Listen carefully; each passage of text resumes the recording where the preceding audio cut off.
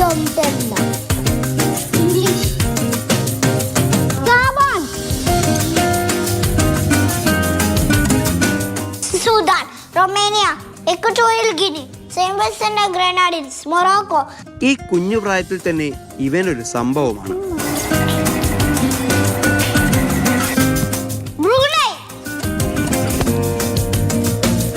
നീലേശ്വരം സ്വദേശികളായ ഉല്ലാസ് നസ്രി ദമ്പതികളുടെ മകനായ ഏബൽ മാത്യു ലോകരാജ്യങ്ങളുടെ പതാകകൾ കണ്ടെത്തി തിരിച്ചറിഞ്ഞ് നമ്മൾക്ക് പറഞ്ഞു തരും.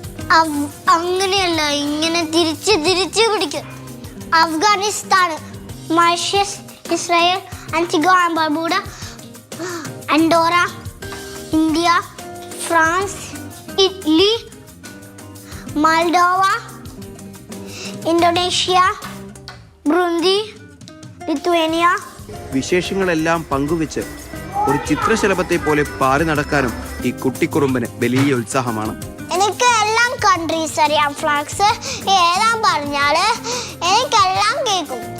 ഞാൻ നീലേശ്വരത്തെ ഹൗസിലാണ്, എനിക്ക് എല്ലാം അറിയാം. വീട്ടിലെ ചുമരിൽ മുഴുവൻ അവന്റെ കരവിരുതാണ്. ട്രെയിനുകളുടെ പേരുകൾ നിരത്തി എഴുതിയത് കണ്ടാൽ നമ്മൾക്ക് റെയിൽവേ സ്റ്റേഷനിലെ സൂചനാ ബോർഡുകൾ ഓർമ്മ വരും. 195 ഫ്ലാഗ്സ് അറിയാം, 195 ഫ്ലാഗ്സ്. അച്ഛനും അമ്മയും എന്തിനും ഏതിനും അവന് കൂട്ടായി എപ്പോഴും കൂടെയുണ്ട്. ഇവൻ സ്വയം യൂട്യൂബ് നോക്കിയിട്ടും ടി വിയിൽ വരുന്ന യൂട്യൂബിൽ വരുന്ന രാജ്യത്തിൻ്റെ ലിസ്റ്റുകളും കാര്യങ്ങളെല്ലാം എടുത്ത് നോക്കി അവൻ തന്നെ സ്വന്തം പഠിച്ചു. അപ്പോൾ അതിൻ്റെ ഇടയിൽ എന്നോട് പറഞ്ഞു, ഇങ്ങനെ ഫ്ലാഗ് ഇത്ര രാജ്യത്തിൻ്റെ കംപ്ലീറ്റ് ഫ്ലാഗ് എനിക്ക് കൊണ്ടുതരണം എന്ന് പറഞ്ഞു. അങ്ങനെ ഞാൻ കുറച്ച് ഫ്ലാഗിൻ്റെ കാർഡ്സ് ഉണ്ടായിരുന്നു മൊത്തം കൺട്രീസിൻ്റെ, അത് വാങ്ങി കൊടുക്കുകയാണ് ചെയ്തത്. ടീച്ചേഴ്സ് എല്ലാം പറയുന്നതെന്ന് വെച്ചാൽ ഇവനെ അങ്ങനെ ഇരുത്തി പഠിപ്പിക്കേണ്ട ആവശ്യമൊന്നുമില്ല. അവർ എന്നെ വർക്ക് കൊടുത്താലും പെട്ടെന്ന് ചെയ്തേച്ചിട്ട് പിന്നെ ഇവൻ്റെതായ കളികളും കാര്യങ്ങളും ആയിട്ടൊക്കെ ക്ലാസ്സിലൂടെ നടക്കും.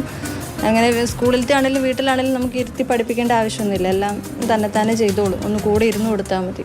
വ്യത്യസ്തമായ 6 ഭാഷകളിൽ എഴുതി മാത്തുക്കുട്ടൻ നമ്മളെ അത്ഭുതപ്പെടുത്തും.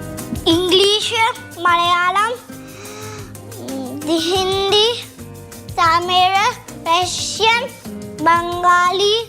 ലോകരാഷ്ട്രങ്ങളുടെ പതാകകൾ തിരിച്ചറിഞ്ഞു പറയുന്നതിൽ ലോക റെക്കോർഡിനോട് അടുത്ത പ്രകടനം നടത്തുന്ന ഏബൽ നാടിന്റെ പ്രതീക്ഷയുടെ പുതുനാമ്പാണ്. നീലേശ്വരം സെന്റ് ആൻഡ് സ്കൂളിലെ 1ാം ക്ലാസ് വിദ്യാർത്ഥിയായ ഈ കൊച്ചുമിടുക്കൻ അധ്യാപകരുടെയും സഹപാഠികളുടെയും അഭിമാനമാണ്. Fiji, Libya, Croatia, Canada, Venezuela.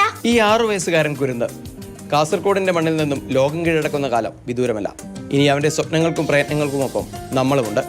Sarang Suresh, Mathrubhumi news, Kasaragod. Sarang Suresh ഉണ്ട്. ഈ ചക്രമുത്താണ് മാത്തുക്കുട്ടി. അവൻ്റെ നാക്ക് പോലും തിരിയുന്നില്ല. അതിന് മുന്നേ ഇതൊക്കെ പഠിച്ചു എന്ന് പറയുമ്പോൾ അതിശയകരമായി നോക്കി നിൽക്കാനേ കഴിയുന്നുള്ളൂ. സാരംഗെ,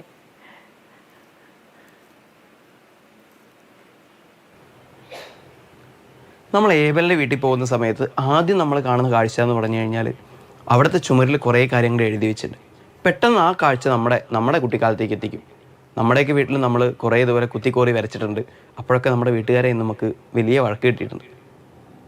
പക്ഷേ ഈ വീട്ടിൽ എന്താണെന്ന് വെച്ച് കഴിഞ്ഞാൽ അവിടെ ഏബൽ വീട്ടുകാരുടെ പ്രിയപ്പെട്ട മാത്തുക്കുട്ടൻ വരച്ച് വെച്ചിട്ടുള്ള കാര്യങ്ങൾ അല്ലെങ്കിൽ എഴുതി വെച്ചിട്ടുള്ളതെന്ന് പറഞ്ഞു കഴിഞ്ഞാൽ വലിയ വലിയ കാര്യങ്ങളാണ്.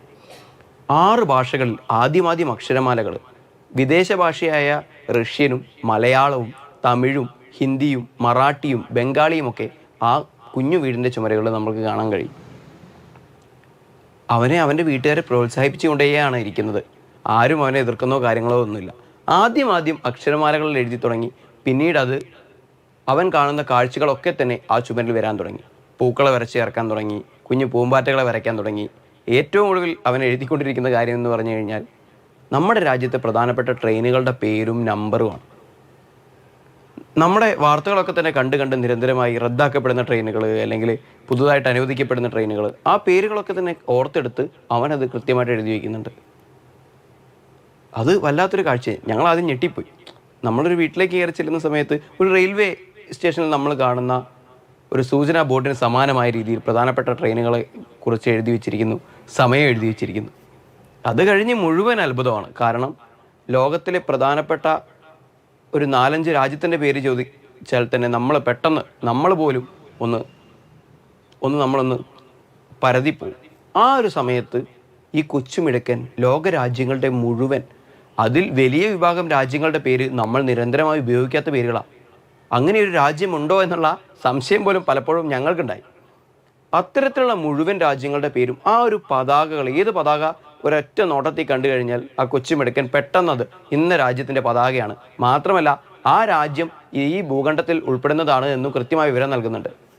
ഒട്ടുമിക്ക രാജ്യങ്ങളുടെയൊക്കെ തലസ്ഥാനത്തിൻ്റെ പേരും ഈ ഏബലിന് അറിയാൻ കഴിയുന്നുണ്ട്. നമ്മളൊന്ന് അവനെ ഒന്ന് ശ്രദ്ധ തെറ്റിക്കാനായിട്ട് ചില ദേശീയ പതാകകൾ തല കുത്തനെ വെച്ച് നോക്കി.